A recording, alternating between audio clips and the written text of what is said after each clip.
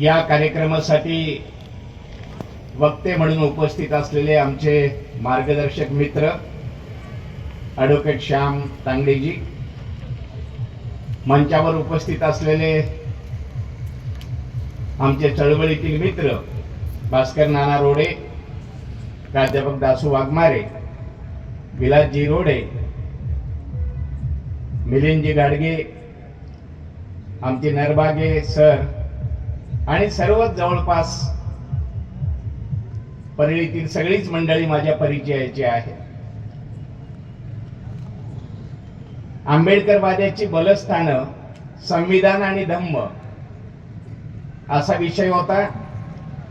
मला तर असं वाटतं की ही बलस्थानं केवळ आंबेडकरवाद्यांची नाही आहेत, या देशातील तमाम लोकांची ही बलस्थानं आहेत. ते लोकांनी समजून घेतलं पाहिजे. बाबासाहेब आंबेडकर आताच्या पाकिस्तान मधून संविधान सभेवर गेले आणि एक भाषण त्याने अप्रतिम अशा प्रकारचं केलं. देशाची एकता आणि एकात्मता महत्वाची आहे या अनुषंगाने ते बोलले. सर्वांना असं वाटत होतं की बाबासाहेब त्यांच्या समाजाच्या प्रश्नाबद्दल बोलतील, पण बाबासाहेब देशाबद्दल बोलले. आणि दुर्दैवाने 47 ला त्यांचा मतदारसंघ पाकिस्तानात आताच्या बांगलादेशात गेला. संविधान सभेमध्ये चर्चा सुरू झाल्या. तांगडे सर म्हणाले त्याप्रमाणे काही जण असं म्हणाले की त्यांना आता पुन्हा येऊ द्यायचं नाही, दारे खिडक्या बंद करा. पण नेहरूंच्या विचाराचे काही लोक संविधान सभेमध्ये होते. बाबासाहेबांच्या भाषणाने ते प्रभावित झाले आणि त्यांच्या समोर प्रश्न उभा राहिला की बाबासाहेबाला पुन्हा संविधान सभेत आणलं पाहिजे. काय करता येईल? बॅरिस्टर जयकरांना सांगितलं की तुम्ही राजीनामा द्या. बॅरिस्टर जयकरांनी बाबासाहेबांसाठी राजीनामा दिला आणि तिथून पुन्हा बाबासाहेब आंबेडकर संविधान सभेत पोहोचले. एकीकडं दार खिडक्या बंद करणारी माणसं संविधान सभेतच होती आणि दुसरीकडे बाबासाहेब संविधान सभेत आलेच पाहिजेत म्हणून बॅरिस्टरला राजीनामा द्यायला लावला नेहरूने आणि पुन्हा बाबासाहेब आले. लक्षात घ्या की संविधान सभेमध्ये बाबासाहेब आल्यानंतर त्यांच्या समोर एकच होतं की माझ्या समाजाला जास्तीत जास्त संधी निर्माण करून देण्याची जबाबदारी आपल्यावरती आली. एकीकडे देश त्यांच्या समोर आहे आणि दुसरीकडे त्यांचा समाज त्यांच्या समोर आहे. म्हणून बाबासाहेब आंबेडकरांनी राज्यघटनेमध्ये जिथं जिथं संधी देता येईल तिथं तिथं एससी ला दिली, ओबीसी ला दिली, एसटी ला दिली. भेदभाव केला नाही. त्यांनी संविधान लिहिल्यानंतर जय जयकार झाला, त्यांचं कौतुक झालं. कृष्णम्माचारी यांनी भाषण करून सांगितलं की 7 सभासद जरी असले तरी दोघे गेले, दोघे दिल्ली पासून लांब राहते. एक जण बैठकीला येत नव्हता, उरले बाबासाहेब आणि त्यांच्या हाताखालचा टंकलेखक. संपलं. तरीही 395 कलम, 8 परिशिष्टे, मार्गदर्शक तत्व याच्या तरतुदी बाबासाहेबांनी केल्या. त्यांच्या विचाराला अनेकदा मुरड घालावी लागली. त्यांचे विचार मांडता आले नाहीत राज्यघटनेमध्ये. तेव्हा बाबासाहेबांनी मार्गदर्शक तत्व लिहिली आणि तिथं त्यांनी सांगितलं की भविष्यातील लोक या मार्गदर्शन तत्वाचं कायद्यात रूपांतर करतील अशी मला अपेक्षा आहे.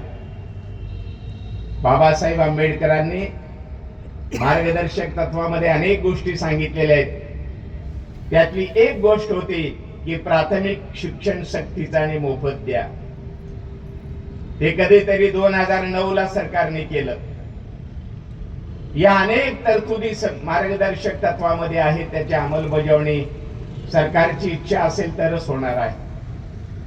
मित्रहो, बाबासाहेब आंबेडकरांनी जे प्रिॲम्बल लिहिलंय त्यावरून संपूर्ण राज्यघटनेची कल्पना आपणाला येते. आम्ही भारताचे लोक इथून सुरुवात झाली आणि हे संविधान स्वतः परत अर्पण करीत आहोत. इथं पूर्ण विराम आहे. संपूर्ण 16 ओळीच्या प्रिॲम्बल मध्ये एकच पूर्ण विराम आहे. 4 कॉमा आहेत आणि 6 विसर्ग आहेत. पूर्ण विराम एकच आहे. एका दमामध्ये ते म्हणायचं आहे. त्यामुळे एकच पूर्ण विराम शेवटी आलाय. साधी गोष्ट नाही. 600-700 पानाची राज्यघटना आणि प्रिॲम्बल लिहायचं आहे त्यांना फक्त कमीत कमी एका पाण्यावर बसेल एवढंच. तुम्ही ते प्रिॲम्बल जर वाचलात तर त्याच्या डाव्या बाजूला 4 निळ्या अक्षरामध्ये शब्द आलेले आहेत. पहिला शब्द आहे न्याय, दुसरा शब्द आहे स्वातंत्र्य, तिसरा शब्द आहे समता आणि चौथा शब्द आहे बंधुभाव. क्रम लक्षात घ्या. नुकतंच स्वातंत्र्य मिळालंय. गोलमेज परिषदेमध्ये भारताच्या स्वातंत्र्याची मागणी त्यांनी केलेली आहे आणि तरीही स्वातंत्र्य हा शब्द 2 क्रमांकावर आहे. बाबासाहेबांना कदाचित हे वाटत होतं की कोणत्याही देशाचं स्वातंत्र्य का धोक्यात येतं. तेव्हाच धोक्यात येतं जेव्हा लोकांना तुम्ही सामाजिक न्याय देत नाही, लोकांना तुम्ही आर्थिक न्याय देत नाही, लोकांना तुम्ही राज्यकारभारामध्ये सहभागी करून घेत नाही, राजनैतिक न्याय देत नाही आणि लोकांना लढण्याचं स्वातंत्र्यही नाही. जेव्हा जेव्हा आक्रमण झाली तेव्हा कोणी लढायचं?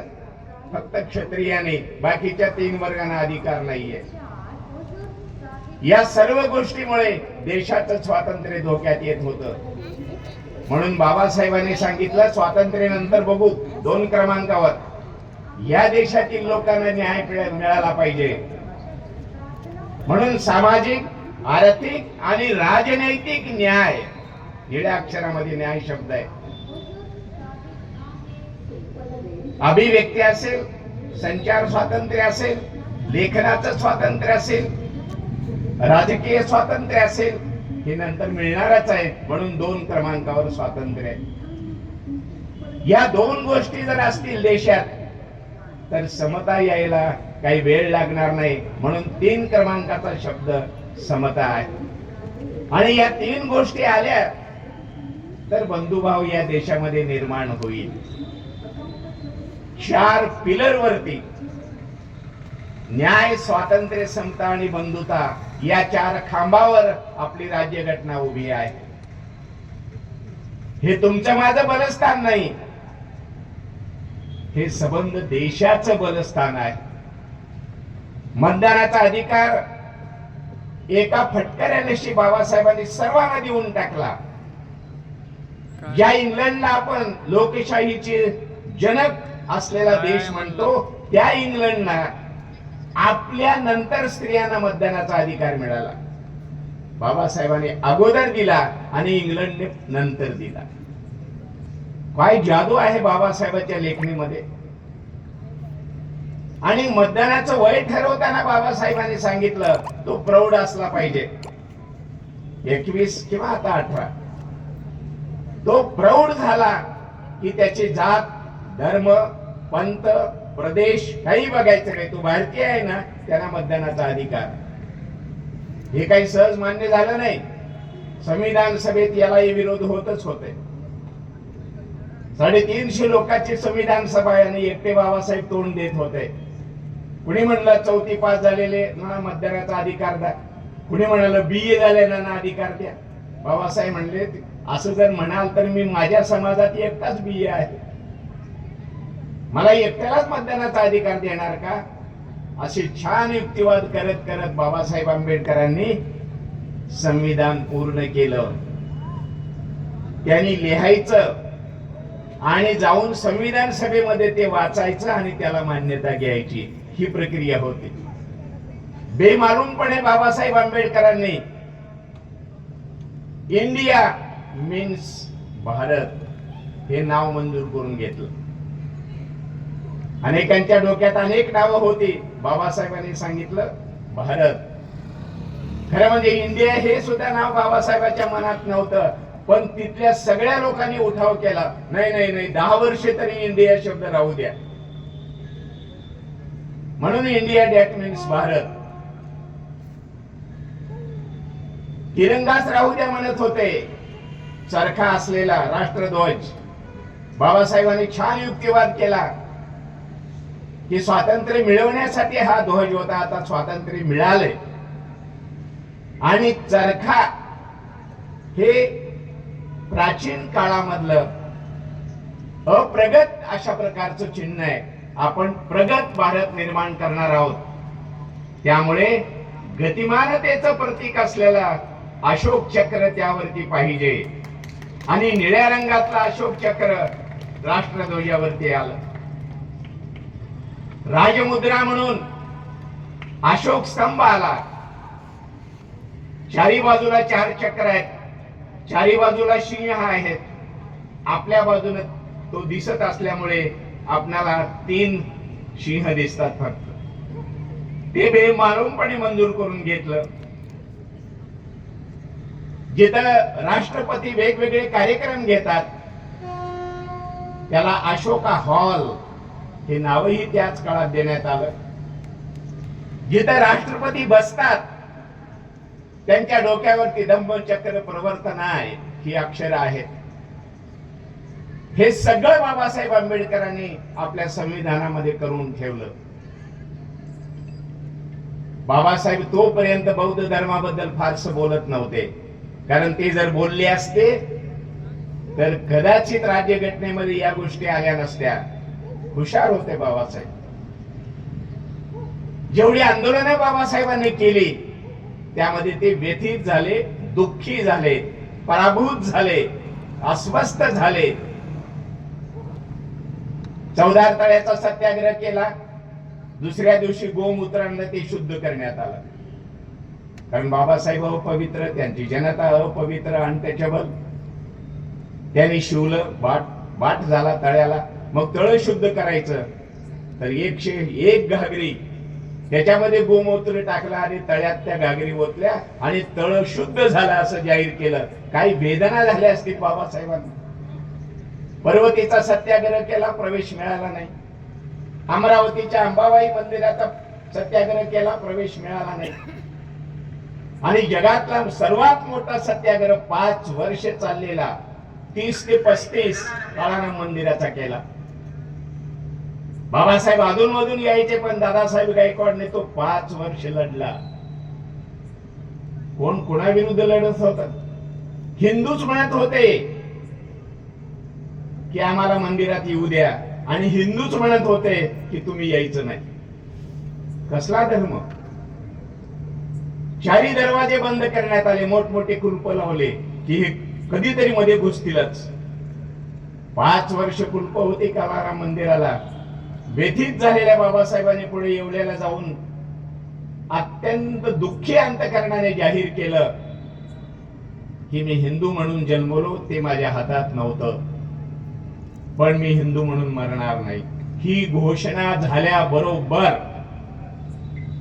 सबंध देश हादरला. गांधीही त्या काळात होतेच, कारण गांधीजीचा कालखंड सुरू झाला 1920 पासून. टिळक वारले 1920 ला, आणि 20 पासून देशाचं नेतृत्व गांधीजीकडे आलं. सगळेच हादरले की आता काय होणार. मुसलमान भेटत होते की तुम्ही मुसलमान व्हा, आम्ही सगळी व्यवस्था तुमच्या समाजाची करू. शांतपणे बाबासाहेब फक्त ऐकून घेत होते. ख्रिश्चन भेटले, इंग्रजांचंच राज्य होतं, त्यामुळं बाबासाहेबांनी काही फार प्रतिसाद दिला नाही, पण ऐकून घेत होते. शीखही भेटले. आणि तुम्हाला आश्चर्य सांगतो की सगळ्यात शेवटी हिंदू महासभेचे आणि मराठी लेखक असलेले न.चि. केळकर भेटले. बाबासाहेबांची परवानगी घेऊन ते गेले. 5-6 लोकांचं शिष्टमंडळ होतं. हिंदू महासभेचं शिष्टमंडळ आलंय म्हटल्यानंतर बाबासाहेबांनी बोलावलं आणि म्हणाले, बोला केळकर, काय म्हणणं आहे तुझं? ते बाबासाहेब ओळखत होते ना. केळकर म्हणाले की बाबासाहेब, आम्ही एक विनंती करायला आलो. ते म्हणाले, काय? तुम्ही एक पाऊल मागे या. बाबासाहेब म्हणाले, म्हणजे काय करू? तुम्ही जी धर्मांतराची घोषणा केली आहे ना, तेवढी थोडीशी स्थगित करा काही दिवसासाठी. मधल्या काळात आम्हाला काही सुधारणा करता येते का आम्ही बघतो. फक्त घोषणा स्थगित करा. एक पाऊल मागे या. बाबासाहेब म्हणाले, जरा हसले. ठीक आहे म्हणाले, मी एक पाऊल मागे येईन, पण केळकर तू 2 पावलं पुढे आलं पाहिजे.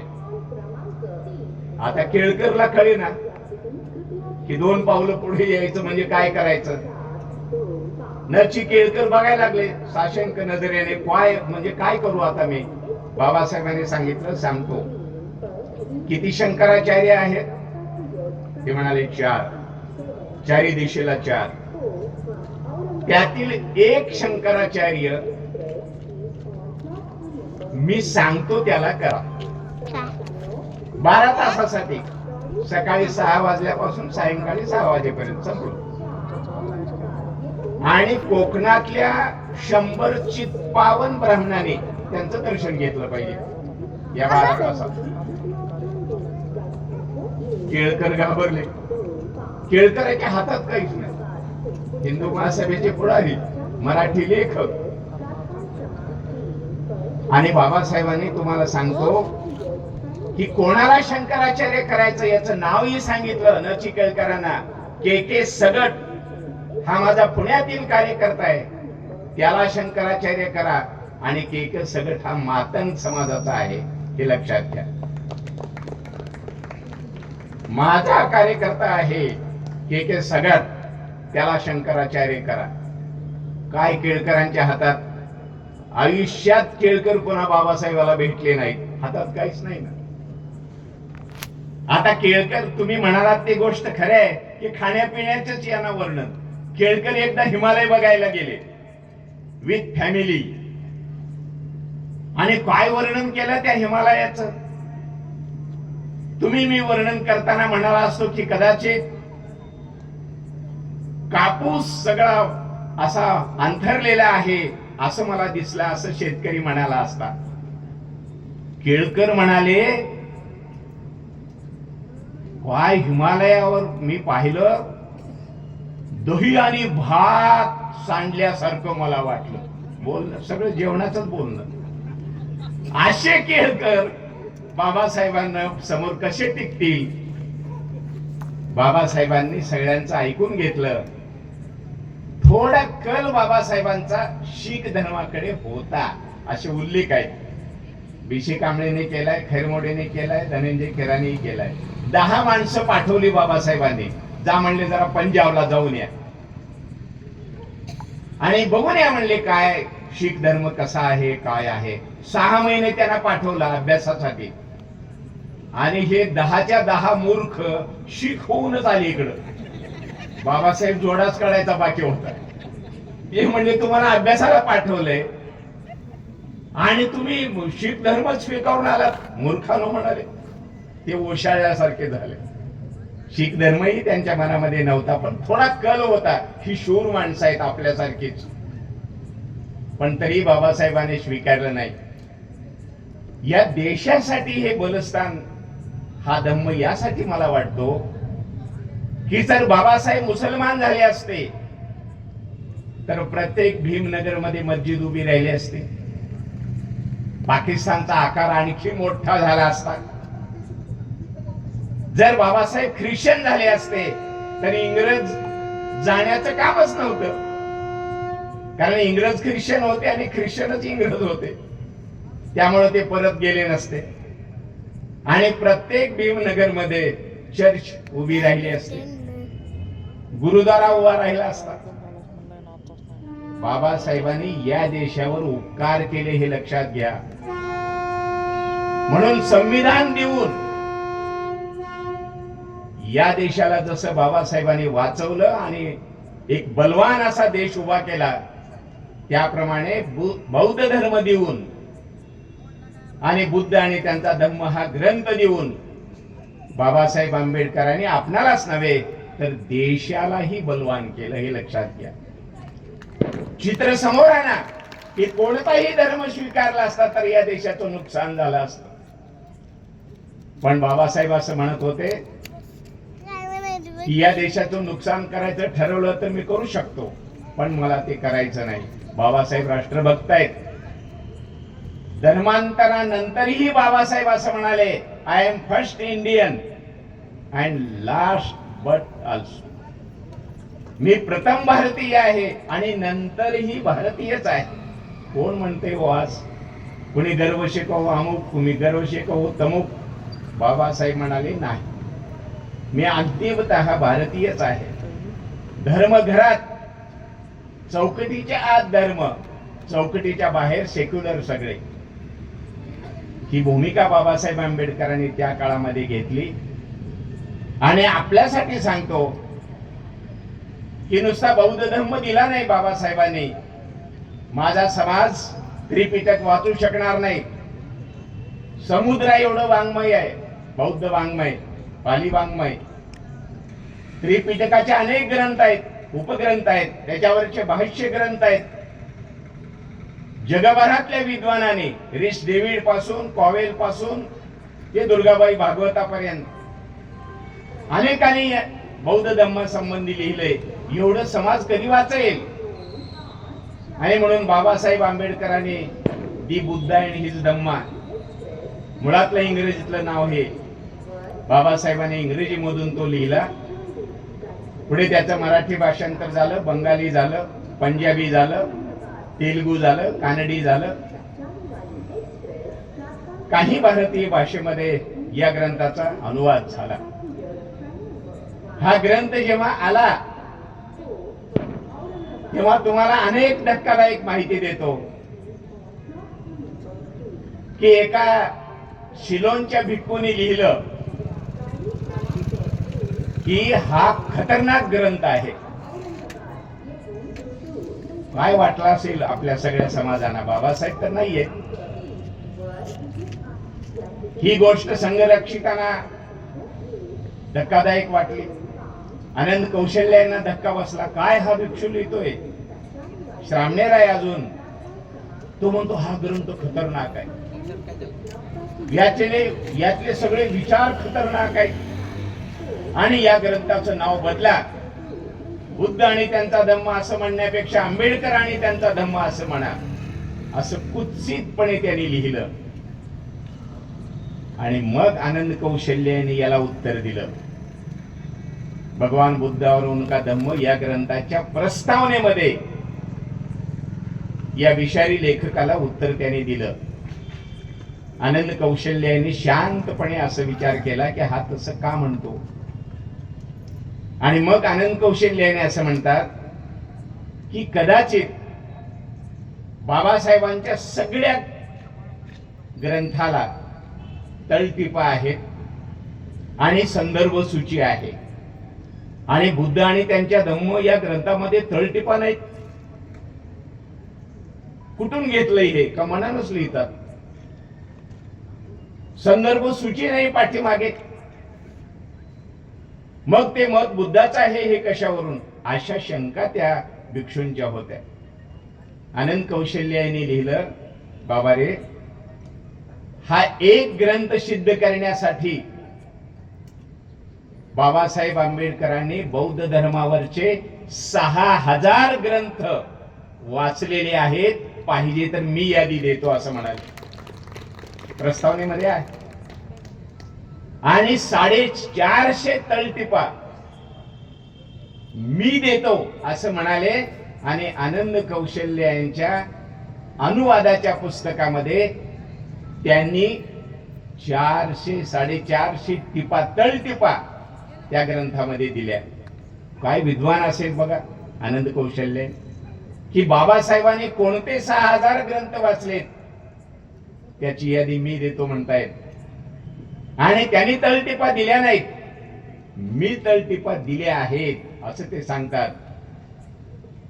बरं, बाबासाहेबांनी संदर्भ सूची आणि तळटीपा का टाळल्या? त्यांच्या मनामध्ये असं होतं की हे आपलं बायबल झालं पाहिजे. सुरुवातीला त्याचं नाव दी गॉस्पेल ऑफ दी बुद्ध असं दिलं होतं, ते पुन्हा बदललं त्याने. भारतीय वळणाचं इंग्रजी पाहिजे असं त्यांना वाटलं, म्हणून दी बुद्ध अँड हिज धम्मा, भारतीय वळणाचं इंग्रजी. अनेक पुस्तकं वाचली. पी लक्ष्मी नरसूचं पुस्तक त्यांना मिळत नव्हतं, इसेन्स ऑफ बुद्धिझम, बौद्ध धर्म का सार. आणि हे पुस्तक वाचल्याशिवाय माझा ग्रंथ पूर्ण होणार नाही हे बाबासाहेब विचार करत होते. योगायोगाने मंत्री असताना कलकत्त्याला ते गेले होते. गॅदरिंगच्या कार्यक्रमाला त्यांना बोलावलं होतं. बाबासाहेबांनी प्राचार्यांना विचारलं किती वेळ आहे. आपणाला माहित आहे की प्राचार्याची बरीच कोंडी होते, दासवाग्यांना माहित आहे. ते म्हणाले नाही, जरा अजून एक अर्धा तास वेळ आहे. बाबासाहेब म्हणाले ठीक आहे, तोपर्यंत मी सेंट्रल लायब्ररी मध्ये जातो, मला काही पुस्तक पाहिजे आणि मला निरोप द्या. मोबाईल नाही त्या काळात, माणूस पाठवा, मी लगेच येतो. बाबासाहेब गेले सेंट्रल लायब्ररी मध्ये आणि ग्रंथपालाला विचारलं इसेन्स ऑफ बुद्धिझम हे पुस्तक पाहिलंय का. आता त्याने नावच ऐकलं नाही तर पुस्तक कधी बघावं. ते म्हणाले नाही बाबासाहेब, मला काही पाहण्यात नाही. ते म्हणाले तुमचे जुने पुस्तकं कुठे आहेत. ते म्हणले तळमजल्यात.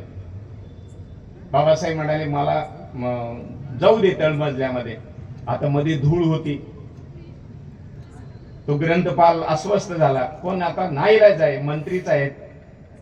बाबासाहेबाबरोबर तोही गेला. बाबासाहेब ऐकून माहित होतं त्यांना की किती पेजेसचं पुस्तक आहे, कोणत्या आकाराचं आहे, मुखपृष्ठ त्यांना माहित होतं. बाबासाहेबांनी शोधलंच ते, तिथं त्यांना ते सापडलं. आणि बाबासाहेबांना भान नाही आपण कुठे आहोत. तिथं खुर्ची नाही, ते खालीच बसले आणि ते essence of Buddhism P Lakshmi Narasu पुस्तक चाळायला लागले. ग्रंथपाल असं झाला, बाबासाहेब थांबा मी खुर्ची आणतो. नाही नाही म्हणले, खुर्ची नको, आता हे पुस्तक सापडलं, चल म्हणाले. काउंटरला येऊन बाबासाहेब म्हणाले की हे पुस्तक माझ्या नावावर नोंदव. आता कोणता ग्रंथपाल एखाद्या मंत्री असं म्हणतोय आणि नोंदव. ते म्हणाला नाही बाबासाहेब, हे नाहीतरी आम्ही डेड स्टॉक आहे हा, तुम्ही हे पुस्तक घेऊन जा. असं म्हटल्याबरोबर बाबासाहेब ताडकन त्याला म्हणाले, मूर्खा, पुस्तक डेड स्टॉक नसतं, ते केव्हाही उपयोगाचंच असतं. आणि असं जर तू मूर्खासारखं पुस्तक देत बसलास तर लायब्ररी रिकामी होईल, माझ्या नावावर नोंदव. तिथं बाबासाहेबांनी सही केली, पुस्तक नावावरती घेतलं आणि बरोबर 4 महिन्यानंतर ते पुस्तक पोस्टाने पाठवलं. टंकलेखित प्रत तयार करून घेतली. बुद्ध आणि त्यांचा धम्म हा ग्रंथ सिद्ध करण्यासाठी जे म्हटलं ना 6000 पुस्तकं वाचली, त्यात असं एक एक पुस्तक जमा केलं. आता हे पुस्तक भदंतानंद कौशल्य यांनी हिंदीमध्ये आणलं, बौद्ध धर्म का सार. वाचनीय अशा प्रकारचं पुस्तक आहे. त्या काळामध्ये पी लक्ष्मी नरसूने लिहिलं. एवढा मोठा चांगला धम्म आपणाला दिला. आता दुर्दैव आपला असा आहे की आपण गरीब माणसं, फाटकी माणसं, वंचित माणसं, आणि आपल्याकडे ते 52 कशी सोनं आहे. पण अन्य समाजाला असं वाटतं की हे कुठं सोनं देणार. आमचा विदर्भातला कवी सुधाकर गायधनी असं म्हणतो की चिंध्या पांघरून मी सोनं विकायला बसलो. चिंध्या पांघरून मी सोनं विकायला बसलो, गिराईक फिरकना आणि याच्या अंगावर चिंध्या, आणि हा फुले शाहू आंबेडकर विकायला बसलाय. याचं काय खरंय. मग तो गमतीने असं म्हणतो की जरा बदल केला की सोनं पांघरून चिंध्या विकायला बसलो, गिराईक सरता सरेना. बहुधा अलीकडच्या सगळ्या सरकारने सोनं पांघरून चिंध्या विकायला बसलेत आणि गर्दी त्यांच्याकडेच आहे. अशा प्रकारे बाबासाहेब आंबेडकरांनी तुमच्या माझ्यासाठी हे 22 कॅरेटचं 24 कॅरेटचं सोनं दिले, तुमच्या पदरात बांधलंय, त्याचं महत्व ओळखलं पाहिजे. दुर्दैवाने संविधान हे बलस्थान आहे, मिळालेला धम्म हा बलस्थान आहे, पण अतिशय बेमालूमपणे संविधानामध्ये बदल होत चालले. ही जबाबदारी केवळ आपली नाही. संविधानाचे लाभार्थी केवळ आपण आहोत का? अजिबात नाही. ओबीसी लाभार्थी आहेत, एसटी लाभार्थी आहेत, ओपनचे लाभार्थी आहेत, स्त्रिया लाभार्थी आहेत. या देशातला प्रत्येक माणूस संविधानाचा लाभार्थी आहे. त्याच्यामुळे तो माणूस म्हणून येतोय, माणूस म्हणून पुढे आला. जबाबदारी आपल्यावरच कशामुळे? विरोधी पक्षांनी घ्यावी, संविधानाचा प्रचार करावा, संविधानामध्ये होत असलेल्या बदलाबद्दल बोलावं, लिहावं, अभियान चालवावं. ते होत नाही. कसा बदल होतोय एक गोष्ट सांगतो आणि थांबतो. एकदा पशु पक्ष्यांचं अधिवेशन भरलं. त्यांना असं वाटलं की पार्लमेंटचं अधिवेशन भरतंय आपल्याकडे, आपलंही अधिवेशन भरवलं पाहिजे. पार्लमेंटमध्ये कायदे होतात, आपणही कायदे केले पाहिजेत. पार्लमेंटमध्ये पहिलं दुसरं तिसरं वाचन होतंय, आपणही तसं करू. सगळे जमले अधिवेशनाला, पशु पक्षी. पण कायदा काय करावा हा प्रश्न पडला. आपला कायदा कसा असला पाहिजे? आणि मग जे दुबळे होते ना प्राणी, त्यांच्या डोक्यात आलं. त्यांनी एक विधेयक मांडलं. कोण्याही प्राण्याला खाऊ नये असा विधेयक आणलं आणि टाळ्यांच्या गजरात ते मंजूरही झालं. नंतर सिंहाच्या लक्षात आलं, लांडग्याच्या लक्षात आलं की ह्याच्यात गडबड झाली आपली. मेजॉरिटी त्यांची असली तरी आपणही टाळ्या वाजवल्या. सिंह आणि वाघ उभे राहिले. ते म्हणाले, भारताच्या पार्लमेंटमध्ये विधेयकाला दुरुस्त्या सुचवत असतात, तेव्हा आमची दुरुस्ती आहे म्हणाले या विधानाला. आता ह्या येड्यांना ज्याने सुचवलं होतं त्यांना कळेना हे काय म्हणतायत ते. बरोबर म्हणले, दुरुस्ती सुचवा. मूळ विधेयक कोण्याही प्राण्याला कोण्याही प्राण्याने खाऊ नये आणि वाघ सिंहाने दुरुस्ती आणली. कोण्याही प्राण्याला विनाकारण खाऊ नये. कशी आहे ज्ञानबाची मेघ? कारण भूक लागली, खाल्लं. तसे बदल होत चाललेत राज्यघटनेत. निवडणूक आयुक्त नेमायचा आहे. मूळ तरतूद अशी आहे, देशाचा सरन्यायाधीश किंवा त्यांचा प्रतिनिधी, पंतप्रधान आणि विरोधी पक्ष नेता या तिघांची समिती असेल. या तिघांनी बैठक घ्यायची आणि भारताचा निवडणूक आयुक्त नेमायचा. काय बदल झाला? सरन्यायाधीशाला काढून टाकण्यात आलं. न्यायालय काहीच बोलत नाही. खरं म्हणजे सरन्यायाधीशानेच आक्षेप घ्यायला पाहिजे, ती घेत नाही. विश्वास कोणावर ठेवायचा? आताची तरतूद अशी आहे की पंतप्रधान, त्यांनी सुचवलेला एक कॅबिनेट मंत्री 2 आणि विरोधी पक्ष नेता, तिघांची समिती. कोणाचा बहुमत आहे? पंतप्रधान आणि त्यांनी सुचवलेला कॅबिनेट. कसा निवडणूक आयुक्त येईल आपणाला माहितच आहे. तो कोणाचाच ऐकणार नाही, तो सत्ताधाऱ्यांचा ऐकेल. असे बदल होत चालले. यूपीएससी आणि एमपीएससी यांच्याकडून विद्वान अशा प्रकारच्या उमेदवारांची निवड होते. ते तहसीलदार होतात, कलेक्टर होतात. तरतूद अशी केली की अनेक शहाणे लोक एमपीएससी यूपीएससी देणार नाहीत, विशेषतः यूपीएससी. पण शहाणे लोक असतात भारतात, मग त्यांच्या थेट नियुक्त्या करू. हे बेमालूमपणे आलं अशा अनेक गोष्टी मागच्या दाराने संविधानामध्ये दुरुस्ती करणाऱ्या येत चालल्यात, त्याचे दूरगामी परिणाम होतील. लढायचं कोणी? शांभाऊनी लढायचं, भास्कर नानांनी लढायचं?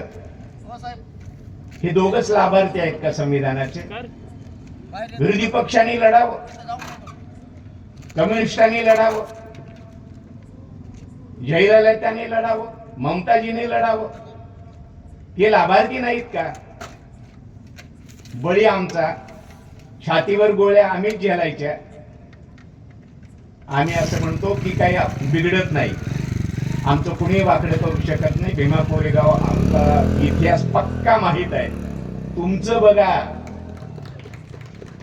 बघा, तुम्ही धोक्यात येणार आहेत. त्यामुळे या देशाला बाबासाहेब आंबेडकरांनी दोन महत्वाच्या गोष्टी दिल्या. एक भारताचं संविधान दिलं आणि दुसरा बौद्ध धम्म दिला. तो केवळ आपल्यासाठीच नाहीये, त्याने दुसरा कोणताही धम्म दिला असता तर या देशाचं वाटोळं झालं असतं. आणि म्हणून अतिशय प्रगत विज्ञानाला सामोरे जाणारा असा बौद्ध धम्म या देशाला मिळाला. राज्यघटनेला पूरक, देशाच्या प्रगतीला पूरक. बुद्ध हा पहिला शिक्षण तज्ञ आहे, प्लेटो दुसरा आहे. पण जगामध्ये प्लेटोला 1 क्रमांक देण्यात आलेला आहे. बुद्धाचं नावच कुठे नाही, कुणी बोलत नाही. म्हणून बुद्ध पहिला शिक्षण तज्ञ आहे, प्लेटो दुसरा आहे. बुद्ध म्हणतो आत्मदीप भव, स्वयंप्रकाशित व्हा, स्वतःला संधी द्या, विद्यार्थ्यांना स्वतः घडू द्या, तो तयार होईल. पण दुर्दैवाने जो लातूर पॅटर्न आला ना, तो परप्रकाशित आहे. त्याने बोलायचं, आपण ऐकायचं आणि एका विषयाला 30,000 द्यायचं, 90,000 विषयाचे, राहण्याचे भाडं वेगळं, खोलीचं भाडं वेगळं, आणि पुन्हा पाणी विकत घ्यावं लागते लातूरला 1.5 लाखाच्या घरात. अरे बुद्धाचं जर ऐकलं असतं, प्रत्येकाकडे प्रज्ञा आहे, त्याला विकसित होऊ द्या स्वतः. आत्मदीप भव. म्हणून शिक्षण तज्ञ आहेत बुद्ध. पहिले वैज्ञानिक आहेत. न्यूटनच्याही अगोदर बुद्धाने सांगितलं प्रतीत समुत्पाद. जे जे घडतं त्याला कारण आहे. धूर निघत असेल तर काहीतरी कारण आहे त्याला. किती मोठा वैज्ञानिक आहे बुद्ध. प्रतीत समुत्पादाचा सिद्धांत मांडला न्यूटनच्याही अगोदर. न्यूटन काय म्हणाला? फळ खालीच का पडतं त्याला कारण आहे गुरुत्वाकर्षण शक्तीचं. बुद्ध त्याच्या अगोदर सांगतो. आईन्स्टाईनच्या अगोदर बुद्ध बोलत होता. ऑगस्ट कॉम्ट समाजशास्त्राचे जनक, त्याच्या अगोदर बुद्ध सांगत होते. बाबासाहेबांनी तरी सांगितलं की न्याय, स्वातंत्र्य, समता, बंधुभाव मी फ्रेंच राज्यकर्तेपासून घेतलं नाही, मी घेतलं ते बुद्धाच्या तत्वज्ञानातून. हेही जाहीरपणे त्यांनी आकाशवाणीवर सांगितलं. आणि म्हणून या देशाला देण्यात आलेला बौद्ध धम्म देशासाठी उपयोगाचा ठरलेला आहे, हे लक्षात घ्या. आज त्याचं महत्व त्यांना वाटणार नाही, पण विज्ञानाच्या दिशेने जाणारा, विज्ञानाचा अधिष्ठान असलेला, लोकशाहीला पूरक असलेला असा धम्म बाबासाहेबांनी दिला आणि असा ग्रंथ तुमच्या माझ्यासाठी दिला. म्हणून आपल्या घरामध्ये दुसरे कोणतेही पुस्तक नाही ठेवला तरी चालेल, फक्त भारतीय संविधान आणि बुद्ध आणि त्यांचा धम्म ही 2 पुस्तकं घरात ठेवा. मुलं आज वाचली नाही तर पुन्हा वाचतील, परंतु ही जशी आपली बलस्थानं आहेत तशी देशाची ही आहेत. देशाला कळेल तेव्हा कळेल, निदान आपणाला तरी कळू द्या. म्हणून कदाचित शांभाऊने हा विषय सुचवला असावा. मी संयोजकांना मनापासून धन्यवाद देतो की गेल्या 6 दिवसापासून, हा 6वा दिवस आहे, उद्या 7वा दिवस, अशा प्रकारची एक साप्ताहिक 7 दिवस मेजवानी आपण देत आहात. हे दुसरं वर्ष आहे. वर्षानुवर्ष अशा प्रकारचा महोत्सव आपण या सुंदर अशा प्रकारच्या परिसरामध्ये घेत आहात. आणि प्रास्ताविक करताना दासू वाघमारे सर म्हणाले, आम्ही कोणाकडूनही अन्य व्यक्तीकडून पैसे घेतले नाहीत. ही प्रथा सगळ्या गावामध्ये झाली पाहिजे की दुसऱ्याला वर्गणी मागू नका. आपण समर्थ नाहीत का, आपण लाभार्थी नाहीत का बाबासाहेबांचे? 100 रुपये द्या, ज्याला जेवढी ऐपत आहे तेवढी द्या, पण जयंत्या आणि असे सगळे कार्यक्रम आपल्या पैशातून झाले पाहिजे. कुणी दिलं तर नकार नाही, पण मागायचं नाही आणि पावती बुक छापायचं नाही, ही भूमिका परळीकरांनी घेतली. आणि त्यामुळे मला वाटतं हा स्वाभिमानाचा महोत्सव आहे. आणि म्हणून मी तुमचं मनापासून अभिनंदन करतो आणि थांबतो. जय भीम.